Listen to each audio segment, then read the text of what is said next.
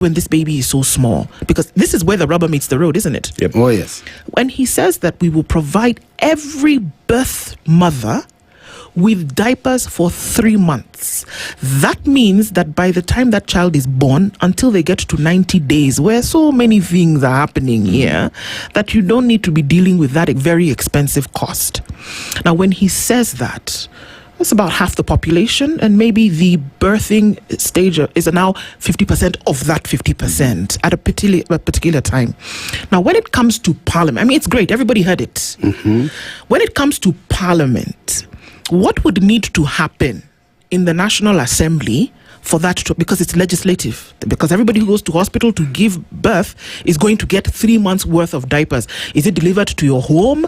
Does somebody say, here's the money, come to your county, or go to a Huduma center, pick up the money? How would it work for that to happen if it was true? I wish you were to ask William Samoei Ruto that question, because he's the one who gave that promise. But I can say this, that if I was to make such a promise in such an office, and I assumed office, then it would be one of those things that I would propose in my budget cycle. Because the budget actually starts from the budget policy statement that comes from the Treasury. Yeah. And so I would propose that it would be part and parcel of what is in the proposal. Right. That let us set aside would obviously do some kind of estimate how many women would be expected to be giving birth on maybe monthly.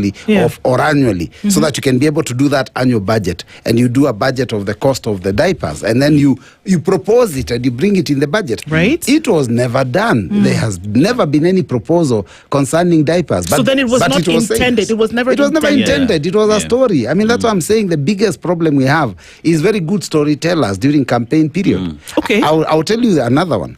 That when the president met women in KICC, he told them he's going to make sure that the price of mtungi of gas will come down to, he said, two figures, to 500 or 300. Yes. Now he gave two figures, so I immediately gave two figures. That was a red flag. I knew they've been lied to. Okay. Because you can't have two figures.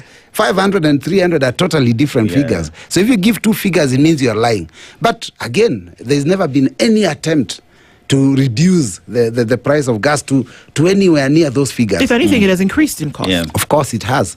But that was a promise that was given. And there's never been any legislative proposal from the executive to try and do that. I mean, he went to some market and said that, you have been struggling with your phones, making calls, and it's very expensive. You need bundles. From when I become president, I'm going to make sure we have free Wi-Fi in every market. Sasa mambo ya bundles, ya kupiga simu will be a thing of the past. There's never been a proposal to attempt to do that. The only thing we've had is an attempt to do some, ICT hubs, a few within every constituency, maybe probably every ward. So that would be 1,450 such hubs. And the hub is like a room. Where people can come and be taught something to do with ICT. That doesn't give free Wi-Fi in the markets. So people can make free calls. But that was a promise. So I'm just saying that the problem we face as a country is that we have very, very good people in giving stories. But when it comes to implementation, they have no intention at all. There were charters. That's what they were. There were charters. That's what they were in this manifesto. Okay. There were